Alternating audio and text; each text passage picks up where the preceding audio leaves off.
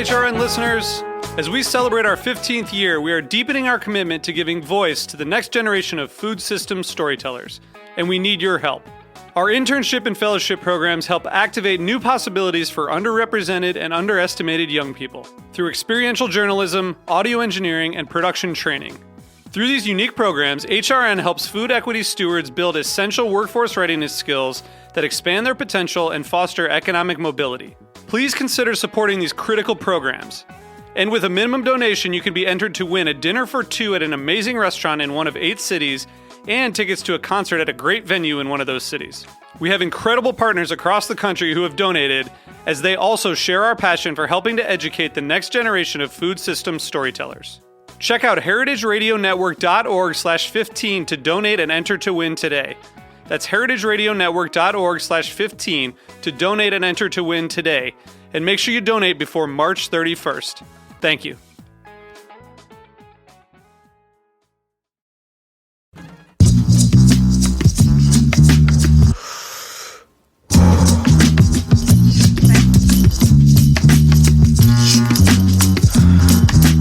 Tripping off the beat, kinda dripping off the meat grinder. Heat niner, pimping, stripping, soft, sweet minor.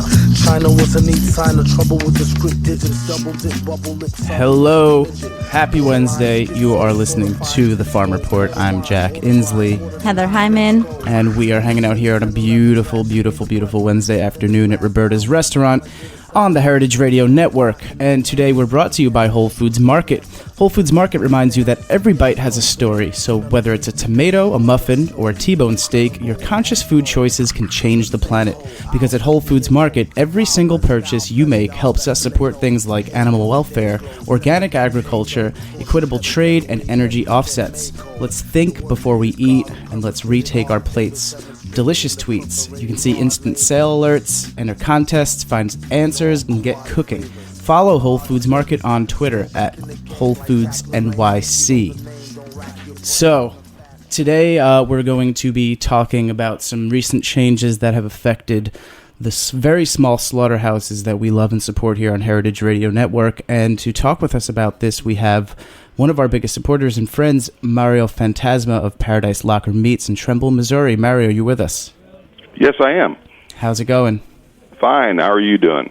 We're good. I'm here with Heather. Hey, Mario. Hi, Heather. And I know Jack recently mentioned, he just said small processing facilities, but some of the issues we're going to be talking today, are they going to affect meat processors all across the board, big and small? Yes, they will. All right. Well, why don't you start off by giving us a little bit of background on what these HACCP validation issues are that we're talking about today? Sorry, I'm going to interrupt real quickly, Mario. First of all, for our listeners who might not even know what a HACCP plan is, what is a HACCP plan, and how does that play into what you do? Our HACCP plan basically entails the way we process products in our plant. It's our check system that has used science to prove to validate our process on how we produce products. In other words, it's our safety shield. It's what keeps us, sending out good product. I mean, products that won't make people sick. I mean, those kinds of things. It's our guidance on how we process our products. Cool. And now, as we understand, there's been a major change made to how you're going to have to implement these HACCP plans. Now, what did you used to have to do? What was the regulation for you on a normal procedure? As far as following our HACCP systems, the way it is today. Yeah. We have scientific documentation that shows that if we do a certain process a certain way, that we will produce safe food products. And it's the implementation of that process that creates the safe food. So as we go through our system in our plant, we have critical control points that we follow, that we meet, and we have zero tolerances for product, for E. coli and for other issues like that that we have instilled in our HACCP plans to make sure that we are producing safe products. Now, how many different HACCP plans do you have for products that you produce? We have like 7 different HACCP plans at this point. And we do that because we're we're pretty diversified. Smaller plants can do a lot more different things. We have slaughter HACCP plans. We have fresh meat HACCP plans. We have HACCP plans for smoked products, for heat-treated products. So we have a variety. Now, to my understanding, you process more than just one kind of livestock, correct? Yes, we do. And those would be? I'm sorry, that would be beef. We process beef, pork, lamb. Those are our main three. We do not do poultry. Okay. So now with what the, what's going to happen with some of these new, implications that they're trying to produce here with the USDA and the Federal Safety Inspection Food Service, what would happen because of all these different kinds of livestock you produce? Would you have to come up with new HACCP plans for every different kind of animal? Well, basically, what they're wanting to do is create, they want to do a testing validation for all these products, which is which really doesn't change our process. So, in other words, it's just costing us a lot more money to do a lot of testing that's not necessary. Our products are coming out. We have scientific proof that our HACCP plans work, and this testing is just an extra burden on us and in our facilities. Just the cost of validation is incredible for the testing. It would basically just run us out of business. Now, when you say it's going to cost you more money, does that mean it's just going to take you more time and therefore cost you money? Or No. It's all the testing.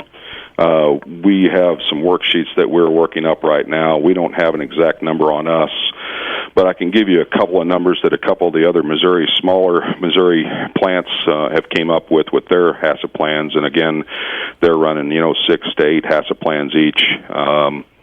One of the plants is right around $130,000 for the initial year of validation, and it doesn't stop there because they have to continue to test every year after that. Wow. And then another plant is somewhere in the vicinity of $230,000 for the initial,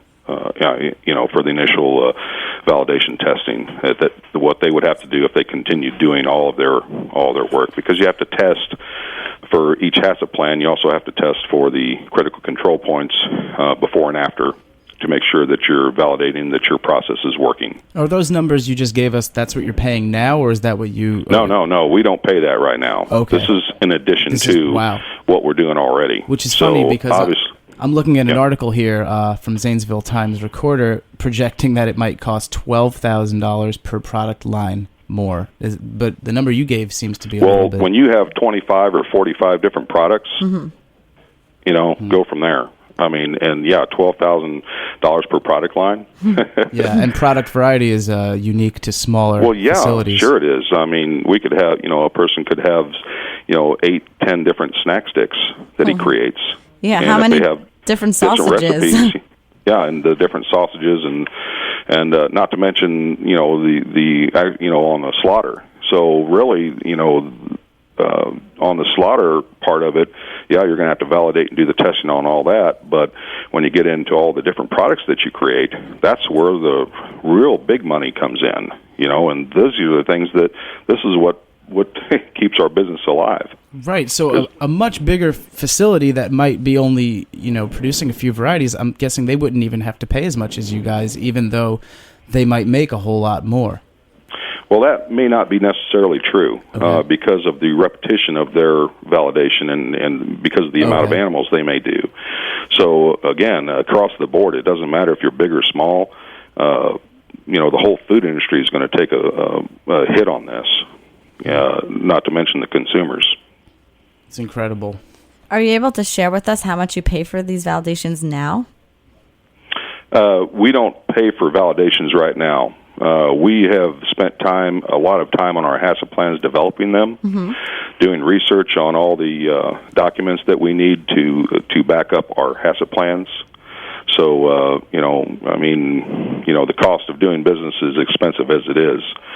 This would just put us over the board. It was just, I think you'd see a lot of small businesses go out of business. I mean, they would be gone.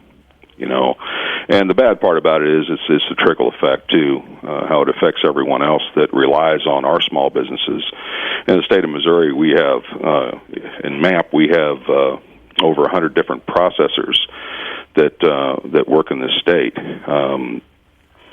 If you could imagine, half of those gone because they can't produce products anymore, they have to go back to doing custom slaughter, and maybe they've geared towards doing USDA products, and they need the revenue to pay for their buildings and pay for their equipment. Some of them couldn't sustain that. They would probably go out of business. Yeah, what exactly is the difference? I mean, I think it mentioned somewhere that custom slaughter would still not have to follow some of these new validation HACCP plan things that they're trying to put into effect. Well, the custom slaughter plant still has to follow USDA regulations, regardless. However, custom slaughter is just that. They do product for a particular person, and that product goes to that person. So in other words, if a farmer brings in a beef, he gets it cut up, it gets marked not for sale, and it goes directly back to that farmer. So it can never cross a state line or anything like that? They can never cross a state line. They cannot sell it. In other words, the commerce, for the small farmer, that, you see all the farmer markets, all the meats and products and all that stuff that are there, that would disappear. Well, that's not what we want to happen. Definitely not. So that definitely affects all the farmers that I know that Heritage Foods works with, and probably a lot of the farmers that you work with at your facility. Yes. Well, we are actually going to take a short break. When we come back, we have J.B. Wenther. He's the executive director of the American Association of Meat Processors to join us. So we're going to take a short break. We're going to say thanks again to Whole Foods Market for sponsoring us today. We'll be right back.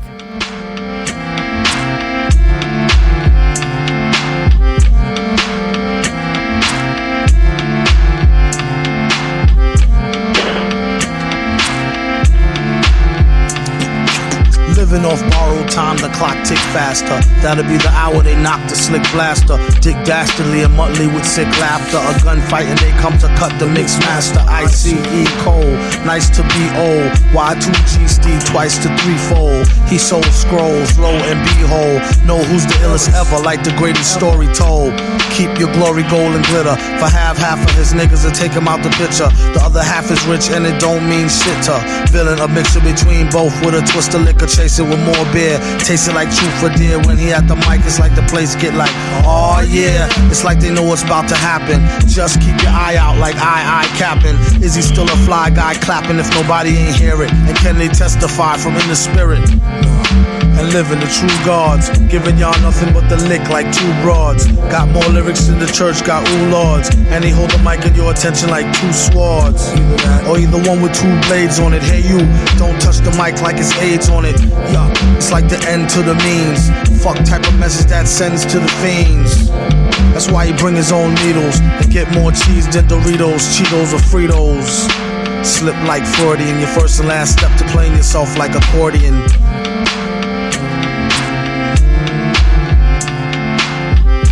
When he at the mic, you don't go next. Leaving pussycats like why hoes need Kotex. Exercise index. You're listening to the Heritage Radio Network, and this is the Farm Report. I'm Jack Inslee. Heather Hyman. And we've been speaking with Mario Fantasm of Paradise Locker Meats, and now we are glad to have J.B. Wenther, Executive Director of the American Association of Meat Processors, on the phone with us right now. Jay, you there?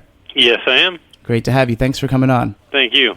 We wanted to open up with a question in regards to this all. From a consumer's standpoint, one might say, or one might think, that all of these extra safety guidelines would be a good thing for a consumer. And how would you address that point?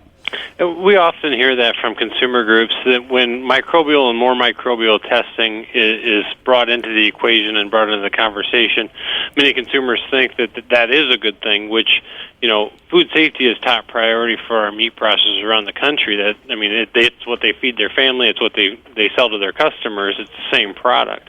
To address that issue specifically, we're not opposed to microbial testing, but if consumers think that this microbial testing is going to add the safety to our product, they're kind of mistaken in that aspect of it, because for true microbial testing to take place, to be a viable and statistically sound process to make an impact on food safety, you must rely on the basis of what microorganisms are and how they actually grow and the impact on those microorganisms through testing and through interventions.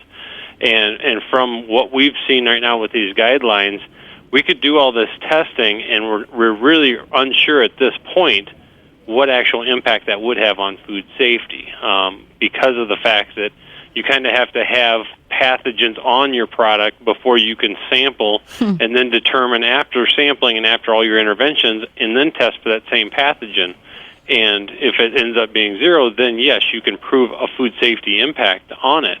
But it's not going to drive that food safety impact. And looking at that data, if you start with zero microorganisms on your, say, a beef carcass or a pork carcass, and it's zero to begin with, and it's zero afterwards, we've really proven nothing.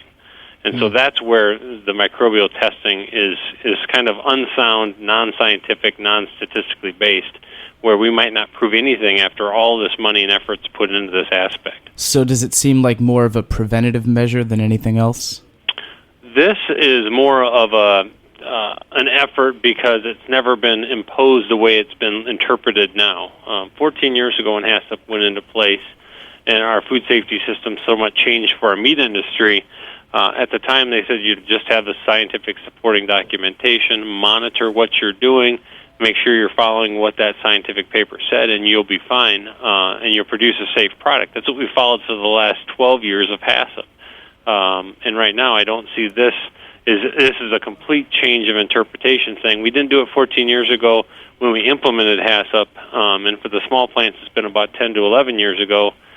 We didn't do it then, so now we're going to back up and we're going to start over, and now we're going to do it at this point in time. And it's really without any clear evidence and concise food safety problem, this shotgun approach at it is really disconcerting that our food safety system has been this badly broken that we need to revert back to day one. I mean, why now? Is it because we're having so much more attention to these, sustainably raised products or these small producers? That's a good question, because we're trying to right now work with the agencies and work with the different associations in the meat and poultry industry. And that question's always come up: is why now? Do we have a food safety problem? And currently, right now, we've asked, as the associations that represent a variety of different organizations and meat processing individuals, where is the problem at? If there is a problem, let's focus on that problem and fix that problem. Let's not just do an overall overreaching, excessive endpoint microbial testing or things like that in those initiatives, because right now we haven't identified that a problem truly exists. If it would have, it probably would have spearheaded itself a long time ago. And we've done that effort before with the agency. We've worked well with the agency before when it came to Listeria monocytogenes. They came out with a clear, concise rule on what we were supposed to do, what we were supposed to do to control it, and we went in that direction. We did the same thing with jerky a few years back, and we pinpointed a problem or a potential problem, and we focused on that problem and fixed that problem. This is overreaching, excessive, and just kind of a shotgun approach to say everything's bad, we're going to start over. So there really truly hasn't been a pinpointed identification of a true problem of any great magnitude. Now, we all want the safest food possible. We all want the cleanest food possible, and we do in the United States compared to some other countries, but we still have problems that occur throughout the process, and what we're saying is that probably is a problem with implementation of a scientific paper or a strategy for food safety, not so much the overall scientific approach of that paper or the validation of that paper. So this would essentially just make product from small facilities more expensive and not any more safe. Well, and I would think you'd be lucky if you made it more expensive. Yeah. Because from our aspect of it, I don't think you'll even get to that point. They'll look at it and they'll start cutting down products. They'll start figuring out what makes them money the most, and they'll start limiting the products that's out there. It'll stifle the industry. It'll stifle, new product development. And unfortunately, it may stifle the fact that processors may avoid putting in new interventions if they've got thousands of dollars to test it to bring it into their facility. Right. And that's really kind of the wrong direction we want to go with this, because again, food safety is important, but we still have to make a living at what we do as meat processors. And at the end point game, you made a good point. What are we going to gain by this? And at the end of everything and all the testing, if we're still around and we can survive, that's a good aspect, but we really question what we're going to gain out of this atmosphere of validation testing right now at this point. Well, we still have Mario on the line with Paradise Soccer Meats, who, is one of the members, that's going to have to change everything in his, small processing facility. And Mario, everything Jay just said sounds to me like what we were just discussing. You might not even be able to come up with these sausages if we have to start implementing these HACCP regulations. That's very true. And then everything Jay has said is right on the mark. It's going to make it very difficult for small processors to even survive, let alone live through this ordeal. So, when we start dropping out, and again, when we look at the trickle effect on how that affects all the the local communities around the country. Again, there was an article in New York about not enough farmers, or not enough processors taking care of farmers. Farmers having to drive 300 and 400 miles just to process their products. If we're not there, how can they do that? Now, guys, I have a question for both of you. When HACCP was introduced 14 years ago or whatever, did it meet similar resistance then? I'll take the initial stab at that. In 1996, when it was first designed, and then they rolled it out in different phases. The large plants had to be in compliance in 98, small in 99, and then the very small in 2000, according to the Small Business Administration guidelines on what those definitions are.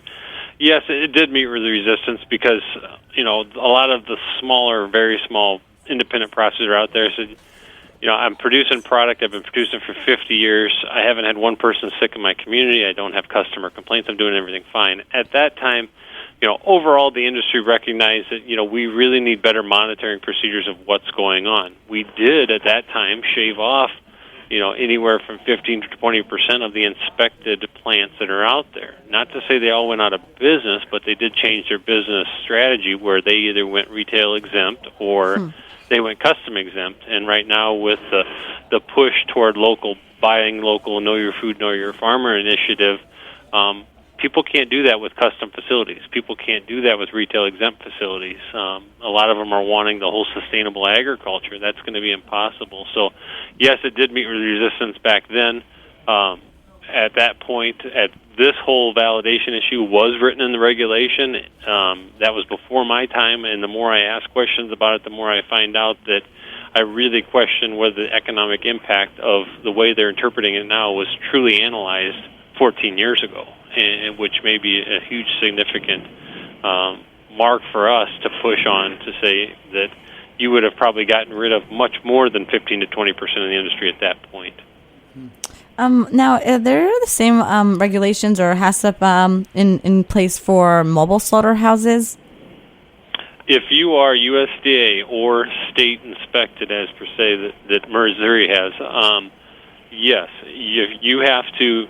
We as an industry have to comply. If you're the biggest of big plants or the smallest of small, HACCP is HACCP, and everybody has to follow the same rules. So yes, it would apply to mobile slaughter units as well. Wow. So Jay, I wanted to ask you specifically, what do you have in mind to try to help these small plants, and what's the course of action that you plan on taking? Well, our course of action, this issue is new but not new. Back in October 2008, we first met with the agency on a wide variety of different issues, and the agency being FSIS, the Food Safety Inspection Service, kind of brought this out to our attention that that's the direction we're looking at that time. We warned our membership just in a newsletter, continued on that conversation and talks with the agency on a variety of different levels. And then back in September of 2009, we actually started working with other associations because we were extremely concerned of how this is interpreted and how it might come down from the FSIS inspection force. And we started working with them. And we continued that efforts, and we're continuing that to this day, working with other associations, still communicating with the agency. We took an initiative and started developing a lot of different materials. We've put it out to our membership in newsletters and written format. We've posted all that information on our website at www.aamp.com under our validation section, where we've completely devoted to that section in this issue. We've created form letters that processors can look at to maybe build an idea, talking points if they need to talk to their congressman, provided them contact information of their congressman. We've actually had help from a fellow processor in Missouri that helped us create a Excel spreadsheet to try to determine how much this is actually going to cost based on how we interpret it right now. And so they can go in there and formulate and find out how much they cost. And I've heard staggering numbers from $100,000 up to $1.4 million just initially to get this thing started. Our issues are going to continue to push. We're going to continue to work with other associations, and our continued move right now is to essentially talk to congressmen, senators, any type of legislators that are out there, people with the Agricultural Committee in D.C., working with the Small Business Administration. We've kind of got multiple facets going. Right now we're gaining a game plan on where we need to go next on this thing, because it's going to be, even if it got imposed 50% of what it's stated right now, 50% still might be a problem with processors like Mario and all the processors across the United States.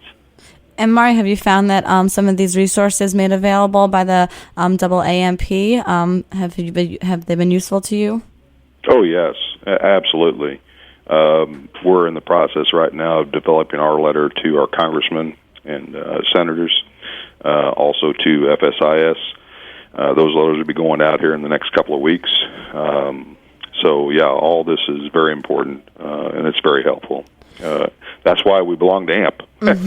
Wonderful. Well, wonderful people. Do you feel that, the big guys out there like Tyson Foods and Smithfield Foods, will these be a lot easier for them to kind of like work through and, kind of cut these little guys out of the market by them being able to absorb these costs of these new HACCP validation? I think some of the industry has that opinion, and it's really unfair and untrue. We're working with associations that represent some of those bigger processors, and right now at this point, they have continued to still oppose it just as adamantly as we have. Because if you read the guidance material closely enough, it takes into account species and process differences. It takes into account maybe if they change their process or change their personnel, things like that, and they also to bring in prerequisite programs. So you're talking before and after any intervention that takes place. The perfect example is beef slaughter that takes place at some of the larger packers.